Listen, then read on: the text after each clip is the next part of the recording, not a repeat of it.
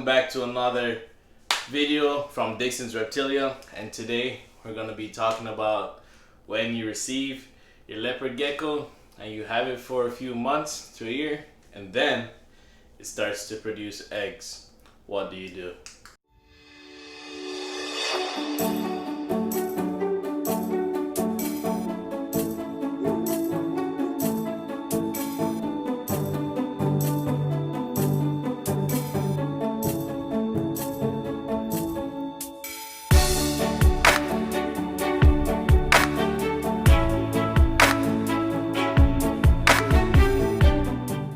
As you already know, with leopard geckos, they can produce eggs without even pairing. I know it's crazy, right? Which sometimes when they're formulating eggs, they sometimes reabsorb the follicles, like in some ball pythons. But say your leopard gecko bears eggs, how can you know if it's fertile or if it's not fertile? And what do you do after you figure out that it is? So with my girl, she just bear her third clutch of eggs. Well, not clutch, but her third set of eggs for this breeding season. So I'm gonna show you how to candle, how to figure it out, and what you should do if you're just gonna be using an incubator. So stick around for that. Alright, so I'm gonna show you my girl and her tub and everything. So that's her tub set up right now. This is her feeding bowl, her water. I left her this weekend because I saw that she was gravid, that she was digging. And as you can see, well, if you can see, there are two beautiful eggs right here. But I'm gonna put her into another tub because I don't want her to get freaked out. I'm gonna clean her up later, then get her to forget these babies right now. Go in, mama. Alright, so say you find in your leopard gecko's box or in her enclosure and you find two beautiful eggs. Well, what do you do?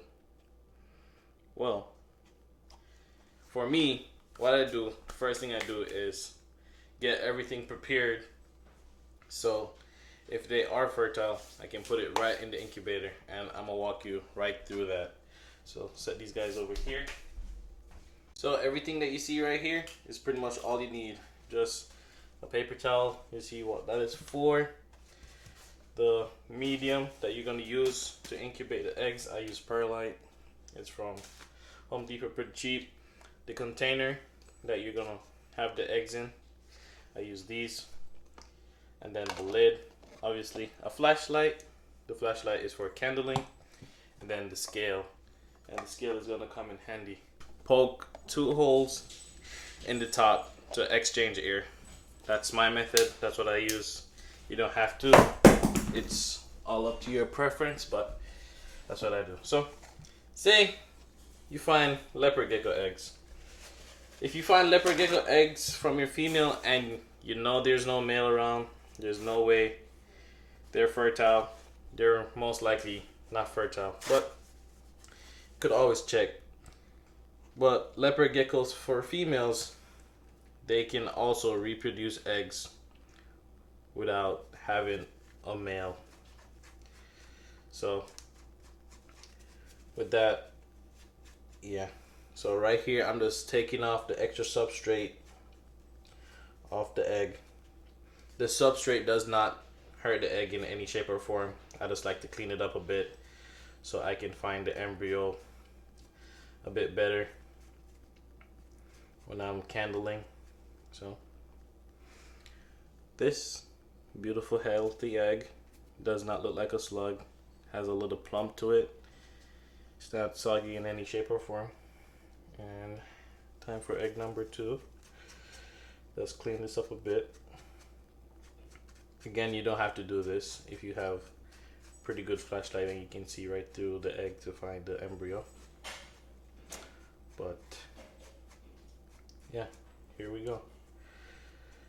So after that, you're gonna need your trusty flashlight right here. Is that a mail order? Where that came from? Anyway, so you're gonna find a trusty flashlight. I have this one. Well, this one, you can change it to be focused or wider. So this is gonna be a bit weird, but alright. So first, might be weird on the camera, so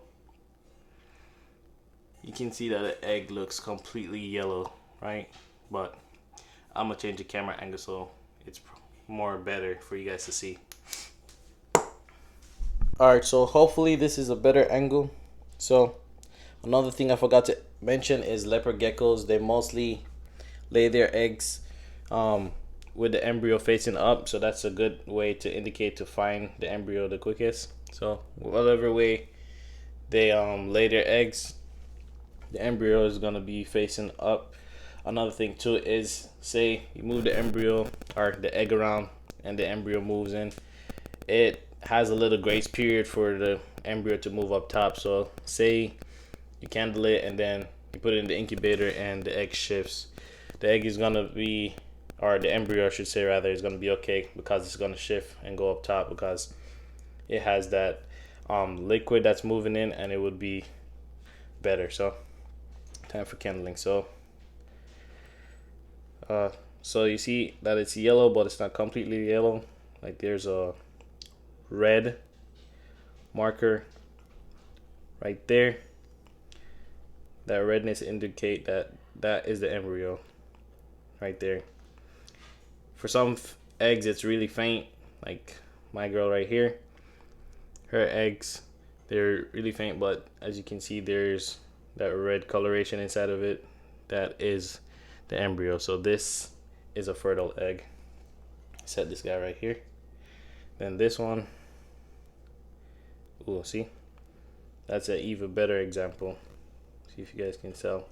Sorry for the bright light, trying not to get it to be too much in the camera, but see that redness right there, that's a fertile egg, and these two eggs are pretty good. So yeah, I'm gonna try it one more time with the lights off, and hopefully that will help to get a better view. Alright, so I got the room as dark as I could, so let's do that one more time. So egg number one, so you see that little red coloration in it, that's a fertile egg right there. So egg number one is good, and for egg number two, ooh, sorry about that. All right, here we go. For egg number two, here we go. I don't know if the camera doing you justice, but right there, that's where the second embryo is, right there. So for me, I'm gonna set them right here. Mark them real quick. Not everyone marks their eggs, but oh my god, but I try to mark them so I know where up top is. Not everyone does this. Again, it's all up to you, but I like to do it so I know where these babies are at. Alright, so why I mark them is because that helps for when I place them in the container. I know that the baby is facing up, and for instance if they roll around or they move within the incubator, I know where the embryo is and where it faces up. But again, if it does move, you could always check on the egg, and then with everything else it will have some breathing room to move to the top. So let's move on to the second step in getting the leopard gecko's eggs set up. So you're gonna want to have your container, right? You're gonna want to have your scale. So you're gonna place your container on the scale, and then you're gonna want to zero it out. So for medium, what you're gonna want to do, you're gonna want to do a 1-to-1 ratio. But then again, it all depends. You get a feel about it. So I always get my medium to where it's like halfway up, as I like to barrel my eggs. So right there would be pretty good. Level that out, get that out. So as you can see, pretty much like I would say halfway, but it's a little bit above halfway, so I'm gonna pour some out.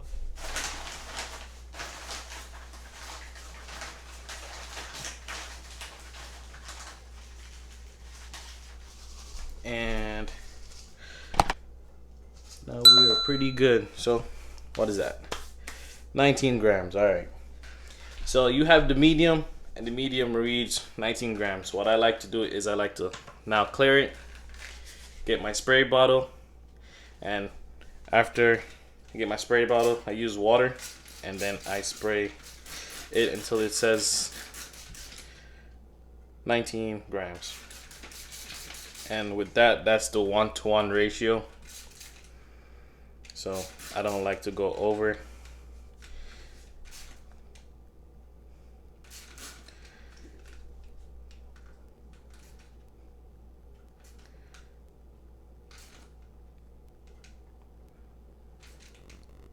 So I'm not trying to go over, so that's why you see me just... All right, now we're good. So 19 for 19. Medium is 19, water is 19. So after you do that, you get it, you mix it in, because it's gonna have dry spots, and then you're gonna have wet spots, so you mix it all up so it's all equal, so it doesn't have any really dry spots or really wet spots. Some of the medium will spill, as this is perlite. Whoever used perlite knows how this is get. Some people use vermiculite, other people uses like sponge or any other thing, but you gotta do what works for you. So mix it around,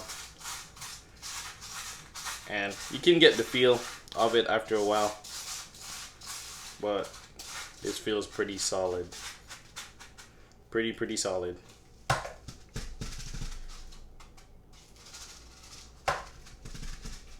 And yeah, we are good. We are good to go right here. We are good to go. So after that, right, you're gonna get your lid, and with the lid, I poke 2 holes in it, so there's air exchange, so I don't have to go in all the time and manually exchange air. And small holes, not bad. You can put 1 hole, you can put holes in the side. Again, it's user preference, but for me, I put it on top. That works best with my incubator. Then after you get this, I do 2 dividend dips within the medium. Make sure there's perlite on the bottom on both sides. Then this is where the mark that I made on my eggs comes into play. As see the X on top, I just put, oh man, I lost the X. Let's put the X right in the dividend as much as I can, and then I try to hug the eggs with the perlite, just like so.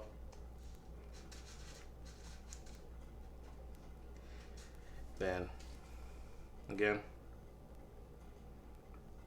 find the X.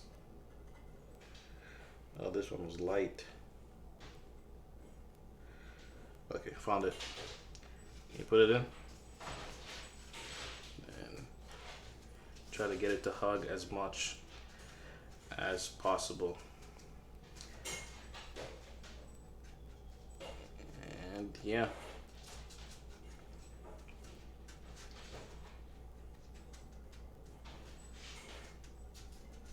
yeah, have it hug as much as possible. Don't have them on the side, as when condensation builds up, it's gonna be drip to the side.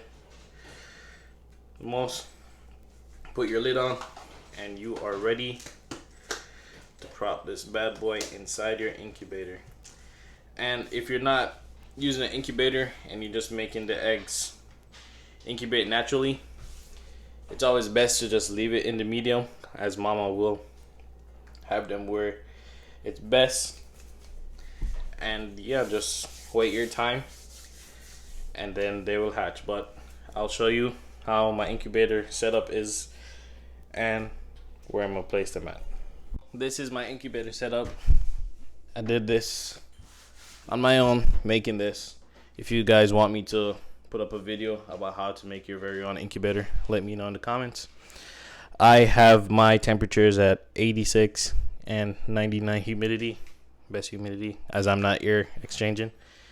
And yeah, why I have it at 86 is because, if you don't know, leopard geckos, they are what would you call it, temperament sexed. So what that means is that whatever temperature that they are at is what sex they're gonna come out.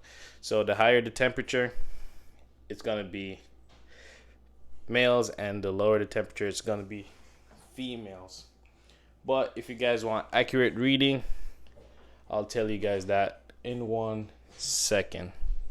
Alright, so for the temperatures for females only, if you do from 80 degrees to 84 degrees, you'll only get females. For males only, if you do from 88 degrees to 98 degrees, you will get only males.